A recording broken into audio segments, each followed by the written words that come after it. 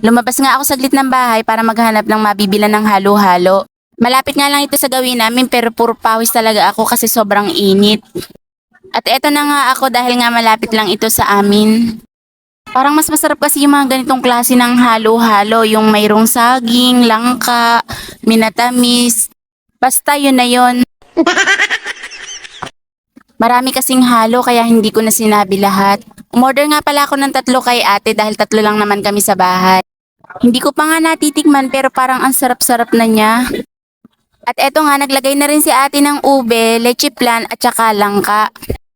Nagkwento nga si ate na marami daw siyang customer kanina. Buti na lang daw at wala ng tao nung dumating ako at nai-assist na rin niya ako agad. Meron na nga rin pala siya na nakaredy na nakalagay na yung halo. Para daw lalagyan na lang niya ng yelo kapag may dumating na customer. At araw-araw din daw na nauubos ito at wala din natitira. Siguro nga kasi sobrang init talaga ng panahon at saka nga pala 40 pesos lang ito kaya naman sulit na sulit din talaga. O siya at ako'y uuwi na. Thank you for watching. Yun lang for today's mini vlog.